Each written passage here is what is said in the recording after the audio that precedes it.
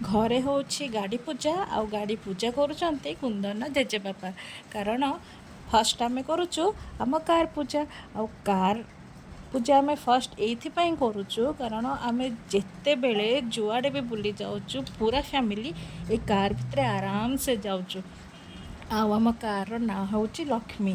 କାରଣ ସେ କେବେ ବି ଆମକୁ ହଇରାଣ କରେନି। ସବୁବେଳେ ଯେଉଁ ଜାଗାକୁ ଯାଉଛୁ ଠିକ୍ ସମୟରେ ପହଞ୍ଚାଏ। ଆଉ କିଛି ବି ଆଜି ପର୍ଯ୍ୟନ୍ତ ପ୍ରୋବ୍ଲେମ୍ କରେନି। ଆଉ ଆଜି ଦଶହରା ସ୍ପେଶାଲରେ ମୁଁ ଭଗବାନଙ୍କ ପାଖରେ ଏତିକି ପ୍ରାର୍ଥନା ଆମେ କରୁଛୁ, ସେ ସବୁବେଳେ ଆମକୁ ପୁରା ଫ୍ୟାମିଲି ଏକାଠି ଯାଉ, ଏକାଠି ଆସୁ, ଆଉ ସମସ୍ତେ ଏମିତି ଆମ ପାଖରେ ହିଁ ଥାଆନ୍ତୁ। ତ କୁନ୍ଦନର ଜେଜେବାପା ପୂଜା କଲେ, ଆଉ କୁନ୍ଦନର ବାପା ଲେମ୍ବୁ ଚଢ଼ାଇଲେ। ତାପରେ ଆସିଲା କୁନ୍ଦନ ଗାଡ଼ି ପୂଜା। କିନ୍ତୁ ତା ପୂର୍ବରୁ ତା ବାପାଙ୍କ ଟାଇମ୍ ହେଇଯାଉଥିଲା, ସେଥିପାଇଁ ସେ କହିଲେ ମୋ ବାଇକ୍ ଆଉ ସ୍କୁଟି ପୂଜା କରିଦିଅ। ତ ଚାଲିଲେ ବାଇକ୍ ସ୍କୁଟି ପୂଜା ସରିଲା ପରେ ଆସିଲା କୁନ୍ଦନ ଗାଡ଼ି।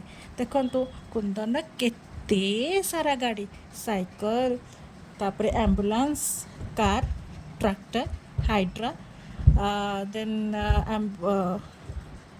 ଛୋଟ ଟ୍ରକ୍, ବଡ଼ ଟ୍ରକ୍, ଏମିତି କରିକି ବହୁତ ସାରା। ଆଉ କୁନ୍ଦନ କହିଲା ସମସ୍ତେ ଗାଡ଼ି ଚଲାଉଛନ୍ତି, ମୁଁ ବି ଚଲେଇବି।